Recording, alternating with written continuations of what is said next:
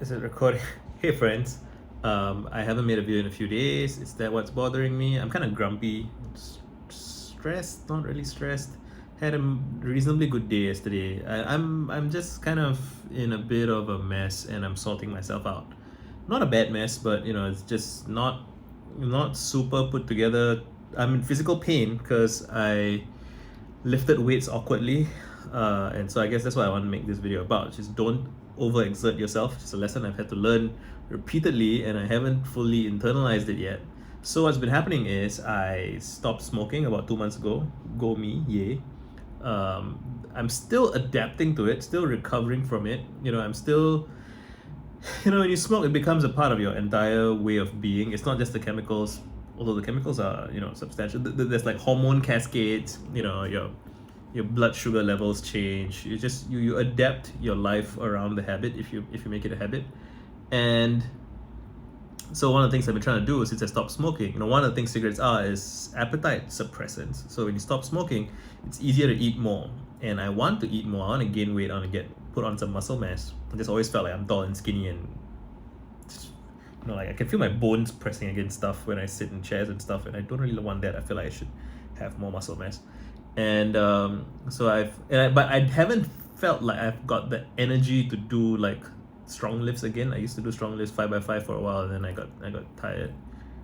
Like really, when I stopped smoking, I just got fatigued and depressed. I mean, not like bad depressed, but like just it's like, I think most people who drink coffee will understand. Like if you don't drink your coffee, you just feel kind of down. You just this it might be a dopamine withdrawal thing. I don't even know if that's the right way of framing it, but like without the stimulant, you just feel understimulated, you feel down, and you get sad. It's an interesting thing people don't talk about so much, I feel.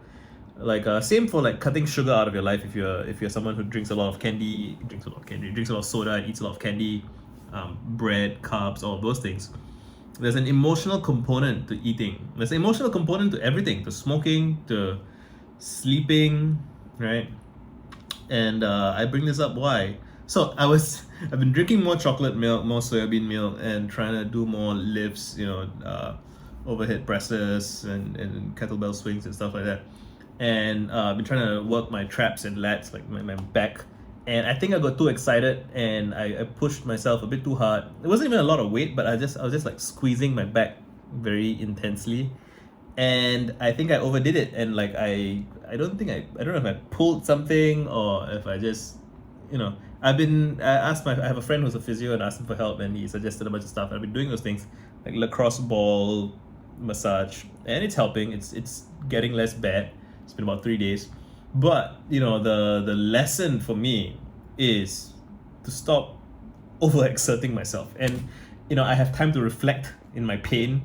And what I'm reflecting on is the fact that historically, I tend to overdo things. I tend to not do things and then overdo things. So I'm this very feast and famine. Like, so even when I was a kid, I would read for hours and hours and hours, and I would, if I have candy, I'd finish all the candy all at once. Smoking cigarettes. When I was drinking as a young man, like in my early 20s, late teens, with my friends, I would drink to the point of throwing up. I don't think I ever became like an alcoholic, like an excessive drinker. Alcohol is really expensive in Singapore, so you can't afford to be a heavy drinker anyway. But like I was never one to pace myself. I've always been bad at pacing myself. So far historically, I tend to throw myself into things with great fervor and passion, and trying to do a lot, and trying to make up for lost time, trying to be dramatic in a way to make up for inaction prior, and doing things in a small and little way always seems like it's too little. And yeah, I try to make up for stuff, and I overdo it. I'm very bad at portioning my time, right? And so the thing that I've been reflecting on is like, if I upload a video a day, and these videos take me 5-10 minutes to make, right? And I don't even edit them. So I there's no reason why I can't do a short video a day. But sometimes I just overlook it, forget it, or I think the truth is I get emotionally blocked in some way, and so I don't feel like doing it. And then I think to myself, oh, I missed a day. Therefore, when I start again, I should make two and upload one on the day and one schedule for later. And then if that feels like it's a lot, I guess, or and then I don't want to do the next one, and then it just spirals. I fall off the wagon a lot. Historically, my whole life has been like this. And I have been thinking how much that has to do with like childhood shit, and it's probably more than I think. Right? It's that's the big theme of my book Introspect. While I was working through it, is that things go back further than you think, and things, like, so I do think I have this scarcity mindset with regards to my productivity, my work, my things that I can do. Intellectually, I know that if I make one short video a day, do a little bit of light workout a day, write a little bit a day, like if every day I do, I feel like I could condense all of the valuable things I could do with my time in like 3 hours a day ish, 4 hours a day max, maybe.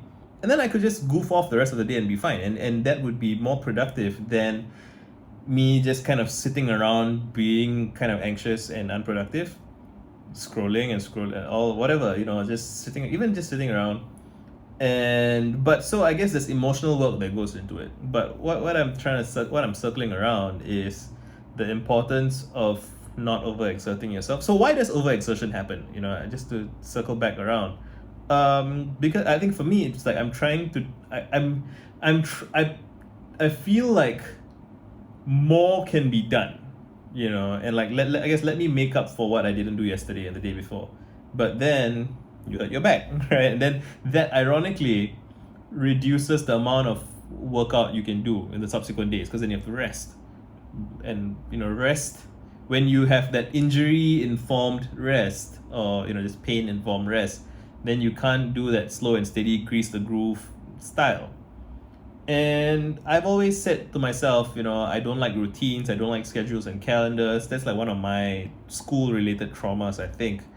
And my family was always, wasn't very particularly structured. It was very free form.